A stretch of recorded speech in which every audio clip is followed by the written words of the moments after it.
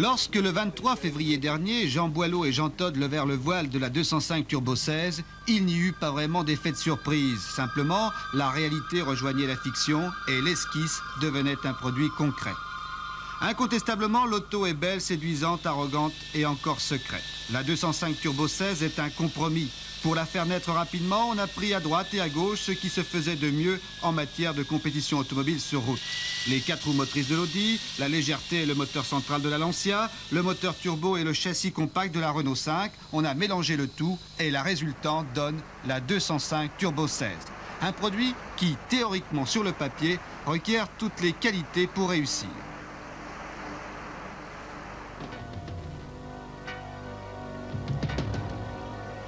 Particularité toutefois, le moteur central est transversal. Cette innovation constitue la véritable inconnue de la voiture.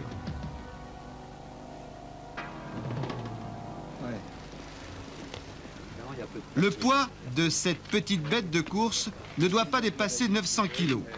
4 cylindres, 16 soupapes, le moteur turbo compressé 10700 aura une puissance de 320 chevaux.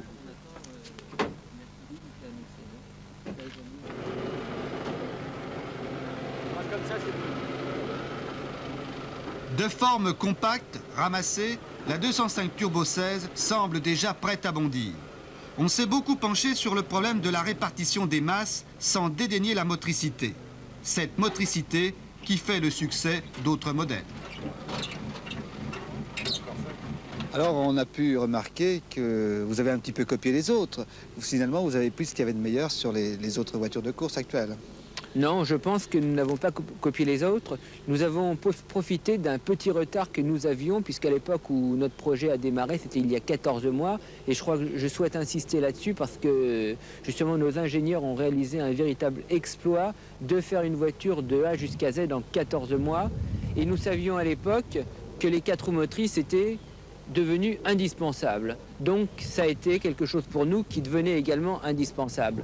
Par contre, nous sommes les pionniers avec une voiture moteur transversal central arrière et 4 roues motrices.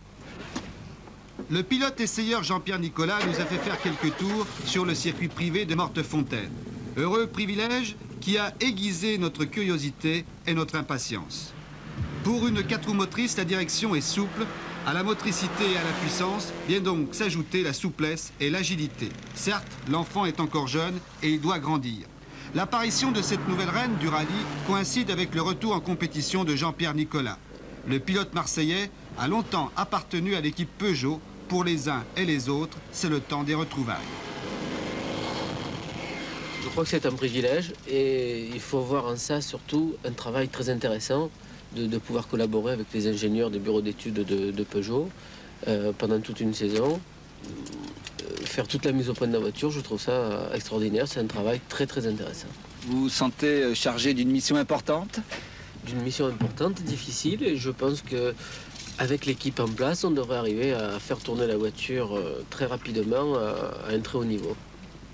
Jean-Pierre, c'est un nouveau départ pour vous, une nouvelle jeunesse?